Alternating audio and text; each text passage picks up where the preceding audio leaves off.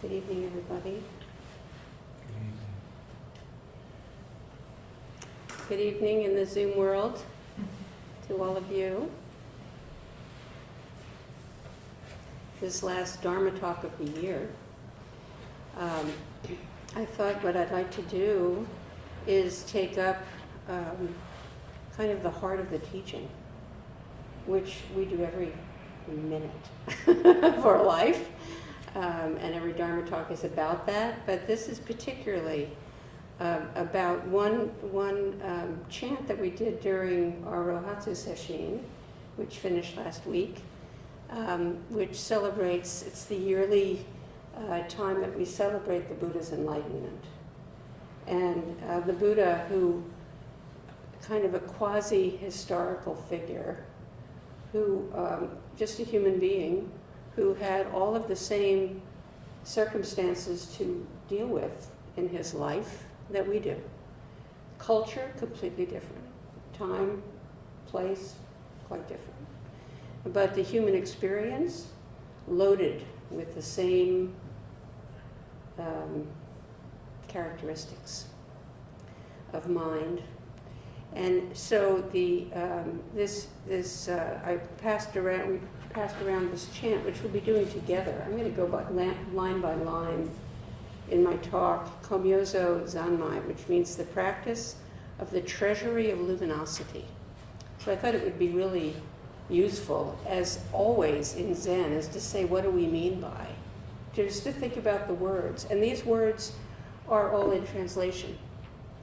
I'm not a scholar. I don't know Chinese, Japanese, and I certainly don't know that, which this was written in 1278, so I don't know the version of the language at that time either. And yet, the content is completely applicable to our own circumstance, which I think is remarkable. So this was written, it's signed August 28th, 1278. And here we are, December 18th, 2022. That's 744 years ago. I'd just like to stop and ponder that, because what it does is it opens up, it begins to summon a feeling of the larger context of life. We get very, very zeroed in on 2022 and all of its circumstances that are so difficult, that our mind becomes sealed off from the treasure. And so this is the treasury of luminosity. Treasury is a place where everything of value is to be found, if we know how to access it. And luminosity, light, not to mistake, though, that the luminosity, and often we bring our own associations and assumptions to every word that we use, and luminosity is one of them. So we might be thinking, as we sit in Zazen, we're looking for the light, the kind of light that the moon emits, the kind of light that's in the ceiling, the kind of light that is, a luminescence that comes from electrical energy or candle flame or whatever, as opposed to luminosity as a metaphor that is not meant to be taken literally and left alone, but is to be looked into. And remember, it's a metaphor, which means it's not the thing itself. It's not what it is exactly. It's pointing to something in our own experience. What is the light of awareness? What does that refer to in your own experience? So we're always doing this. I mean, this is what our practice consists of constantly, is in my own direct experience. Forget about the words. What beyond the words is the direct experience? Because herein lies the liberation from all encrusted conceptual renderings of life, which is so limiting. So the first line, this is Koan Eijo Zenji, says, I sincerely offer these words of advice to those who wish to truly practice. When he says sincerely, what that does for me is it reminds me of how seriously I take this practice. This is not a casual practice. And to approach it casually, like any other product or any other thing that we buy, we obtain, we possess, is really missing the depth of it and the breadth of it. So if you wish to truly practice, it means, okay, how are you going to look directly at what your experience is? That sounds so like, wow, looking directly, I don't know what that means. You all know what that means. That's what you're doing, you're out walking in the woods, listening to the early morning birds. You're not thinking about Zen, you're not thinking about looking directly, you're not thinking about listening directly. But that's what's filling up awareness. What's filling up awareness right now? If you stop listening to me and focusing on me and just kind of open awareness, there's a lot to be noticed directly, right? So in this, I offer these words of advice to those who wish to truly practice, which is take it in, don't be casual about it, really be present and aware. Don't be pulled around by states of mind or objects. Do not rely on intellectual knowledge. That's tricky. Because how do we do that when we are so accustomed to being people of the word? We are people of the word. And so immediately that involves our cognitive processes. But what the Treasury of Luminosity is offering is the wide open, awake awareness that is our nature, rather than just the cognitive, just the thinking mind, which usually is what we totally identify with, believe in, and take as who we are. It is, but it's just a small part. Don't show in your hands what you receive on your seat in the monk's hall. So what does he mean by that? Don't show in your hand what you receive in the monk's hall. We can say this is the monk's hall. Anytime you're on the cushion, you're in the seat of Zazen. This accords with another one of the lines that comes a little bit further along, which is, where is it? I'll get back to that. Sorry. So don't show in your hands what you receive. When we start to talk about all of this, we can get very entangled in the language about it and really lose the direct experience. So when I started many years ago, there was an occasional Dharma talk, but that was it. There were very few books. And what we were told was just sit and watch your mind. Sit and count your breaths. So you had to kind of find your way, not knowing, from the very beginning, not knowing. Which is a wonderful instruction, because really that's what this is about, is becoming aware of not knowing. And becoming aware of all the ways in which this sensation of knowing is really a habitual way of talking about our experience, but it's not directly what the experience is, and we can get mired in it. Same with Zen.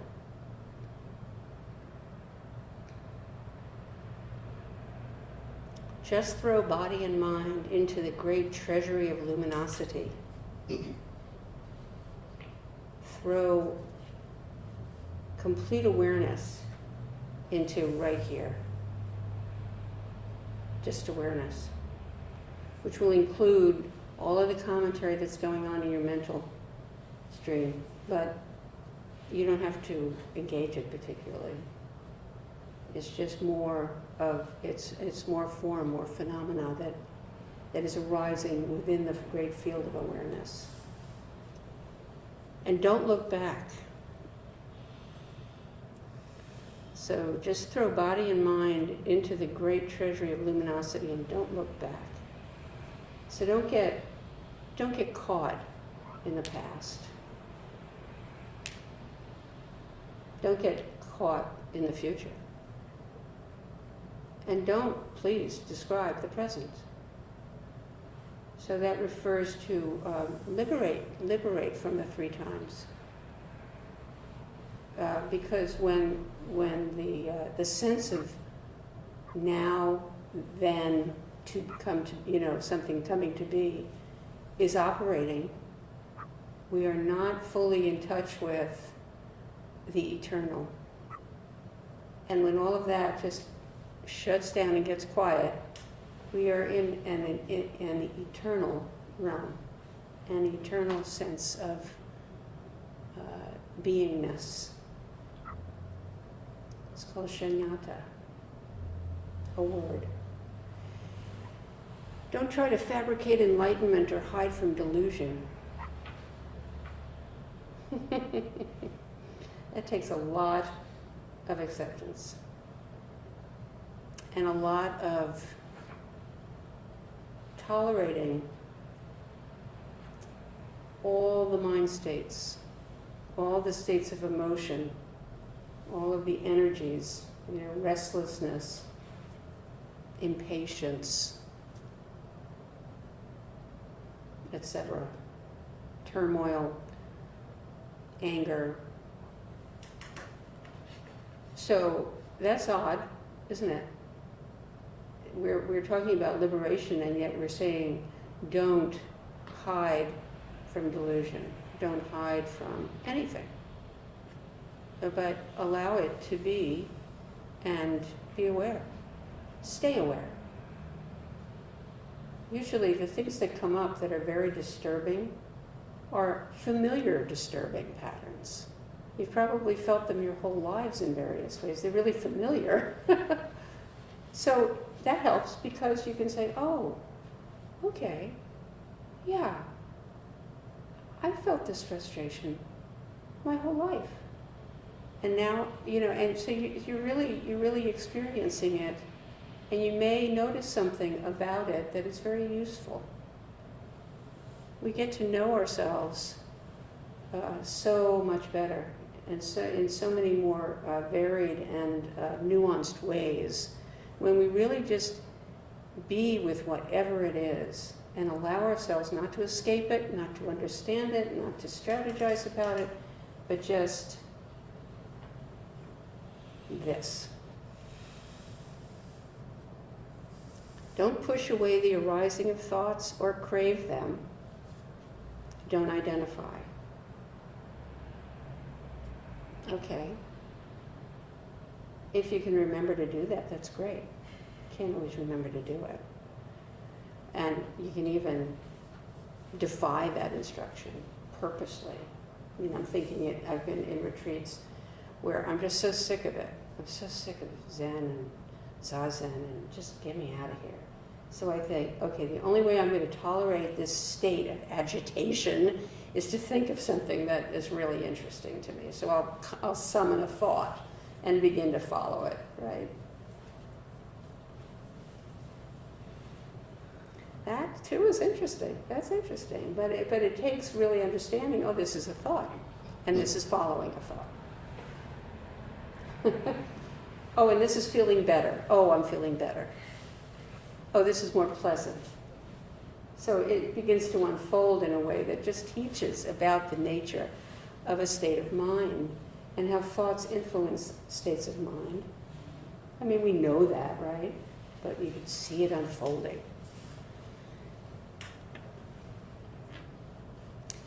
So stably, calmly practice shikantaza, just sitting is zazen.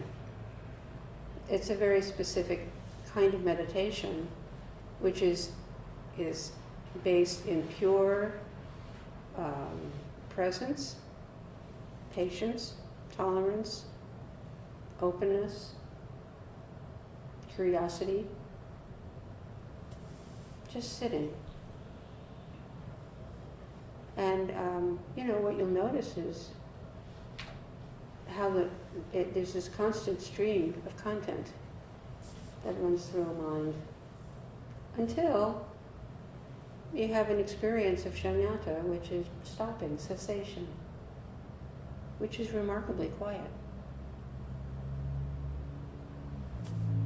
It's a possibility.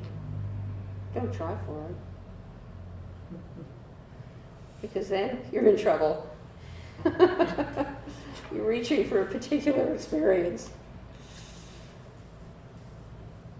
So this is really, it's really subtle. It's really nuanced. If you do not propagate thoughts, they will not continue themselves. Just breathing in, just breathing out. Just so. Breathing in, breathing out. It's a wonderful practice. We're always doing it. Might as well be aware of it. But don't hold on to it.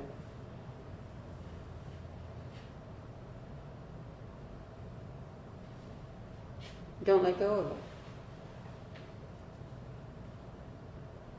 So that kind of points to how one thing that you can really begin to notice is the will. Holding on to something, letting go of something. There's an aspect of choosing, grasping, pushing away. It's just what we put behind awareness, content of awareness, what we place behind it. Sitting under the open sky, weightless as a flame. Now there really aren't a lot of images in this, but that's a lovely one, weightless as a flame. So what does that mean as an experience? So you can use that. That's another one you can use. It's like, okay, weightless as a flame. And the only way to go with that one is to actually really be in don't know. Don't know.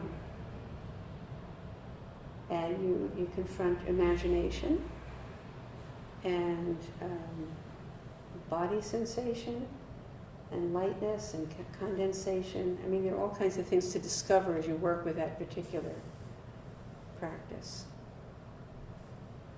Even if 84,000 thoughts come and go, each will display itself as the luminosity of perfect knowing itself. Oh yeah? Isn't that confusing? Mm-hmm. So you say not thoughts, but they're the perfect luminosity, because what it is, what it's pointing at is settling on any particular interpretation is not what's going on here. Any thought, 84,000 thoughts at least. I mean, if you were able to, and I don't know how you would do this, but count the number of thoughts you have in a day, it'd probably be something like that, if not more. They're fleeting. They're distinct. And they display as the luminosity of perfect knowing, because at that moment, they are lit with awareness. That's the only place that thoughts occupy, is awareness.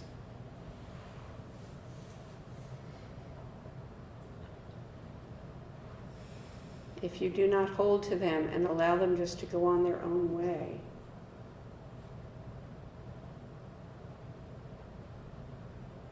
so that's it. That's how we can relate to thinking during Zazen, is not to hold it and become involved and not to push away. And just notice how it keeps going. This display of luminosity must not just be something you experience in sitting, but in each step. This step, this step. That's so much fun when we chant that, and we're going to chant this together afterwards. I wonder if you're going to enjoy that particular portion as much as I do. I love it when we get to this step, this step.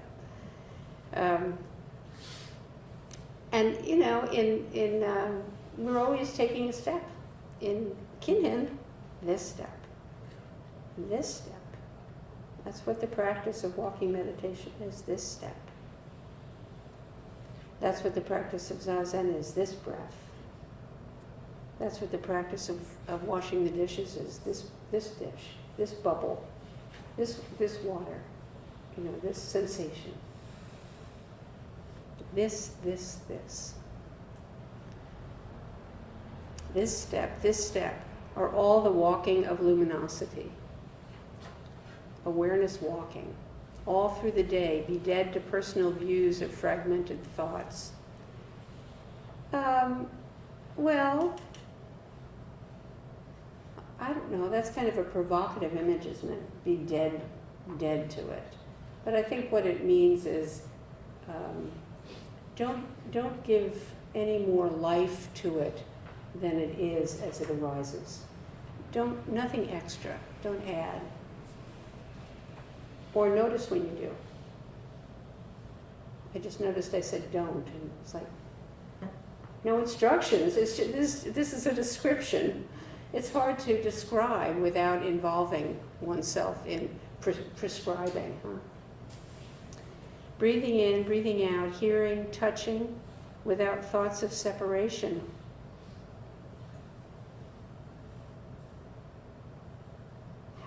We're always talking about that, how we separate out mind from body, how we separate out one thing from another, how we separate from our own experience and objectify our bodies, you know. I mean, a great example of that is looking in the mirror. Immediately objectifying, judging, evaluating.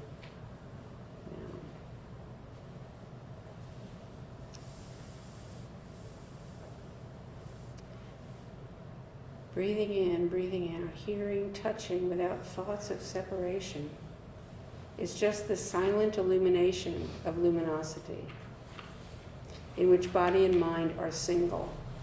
Body, mind, always together, no separation.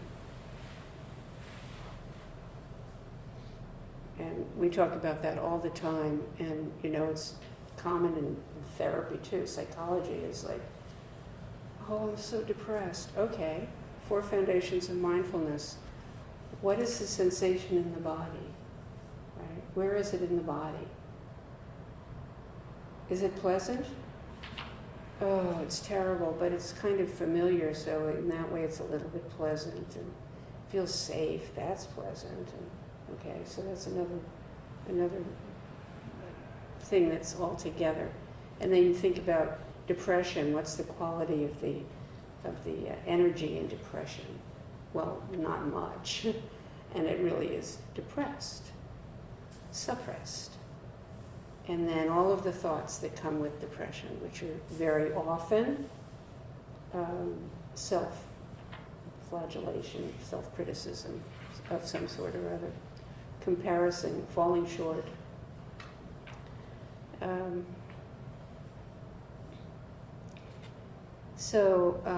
In which body and mind are single. Thus, when someone calls, you immediately answer. There you are. That's such a great image, because somebody calls your name, you go, yeah? You're not thinking about that. You're just right there. You're in the moment. You're responding to conditions. In this luminosity, usual people and sages, deluded and enlightened, are one, saying that luminosity doesn't have to do with how much zazen you've done and how many prayers you've said and all of the training and the retreats you've done and all of the sutras you've studied. It has nothing to do with that particularly, because luminosity is awake awareness that we live in, that we are, that all living things are. Flowers turn toward the sun. Some flowers open only in moonlight. There's a flower in the Haleakala crater on Maui. Once every 100 years, it opens in the moonlight. And there's another flower that, what's it called? Sirius. Huh? Sirius, the flowers in the desert that open? Well, Cactus? yeah, but there's also a house flower that will suddenly spring a flower. It'll be looking like it's just nothing, and then one morning you come down to breakfast, and there it's like, where'd that come from, right? So in the midst of impermanence, this luminosity is unobstructed. Forests, flowers, grasses, leaves, humans, and animals, they all are subject to impermanence and causes and conditions. Luminosity is not.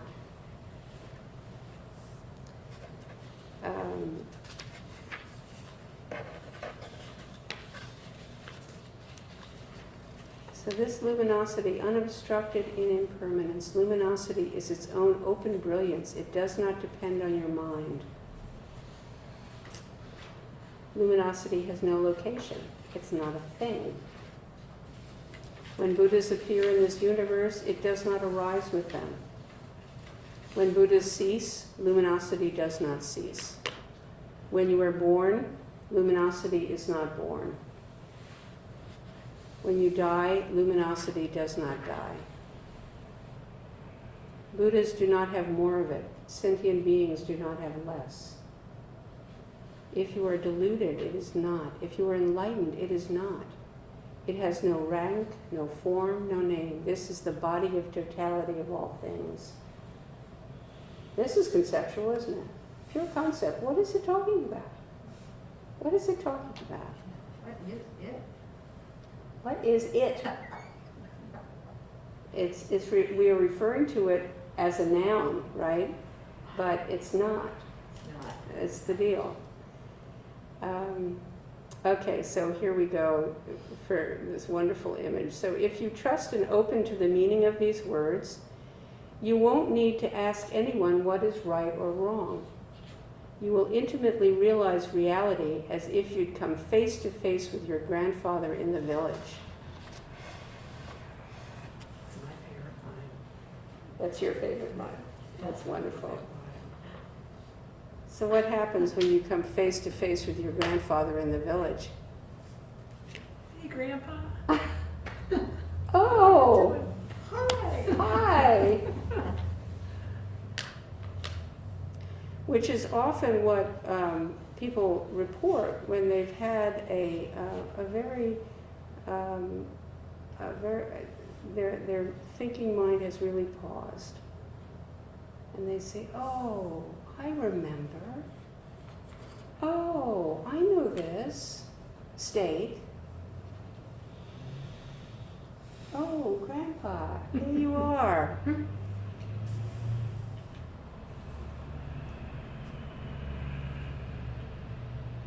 Intimate. That sense of profound intimacy that accompanies a deep, quiet, and open heart. So I think we'll stop there. There's so much in this. There is so much to say about it. There are lots of texts that have been written about it, learned texts.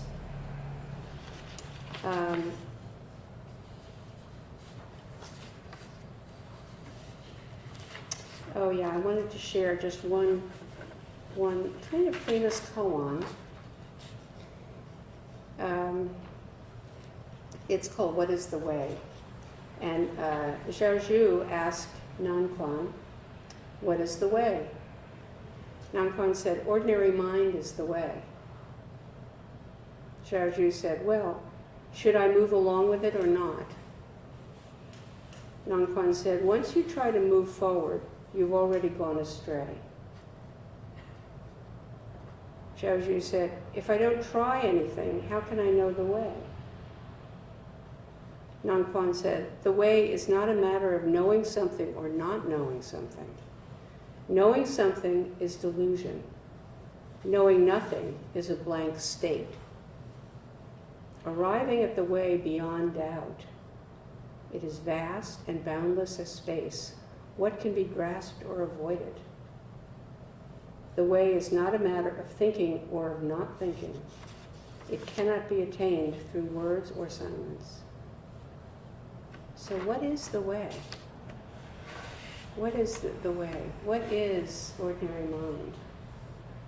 And the beauty of this is that nobody else can tell you that, but when you discover it, when you remember it, when you accidentally fall into it, there's no doubt about it.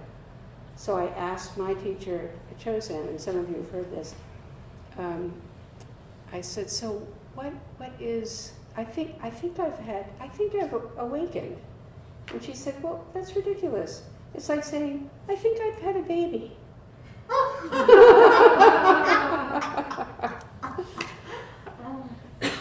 You know if you've had a baby, and you know if you've awakened. There's no doubt about it. And it's ongoing, and it's momentary. And in a life of practice, we can continue to turn in the direction of Buddha. Turning in the direction of Buddha. This is living continuous practice. Always turning in the direction of being really present, open, in a state of like, what? What is this? The same way you do when you're really interested in something, you just give it your keen attention. Because why not? It's so interesting.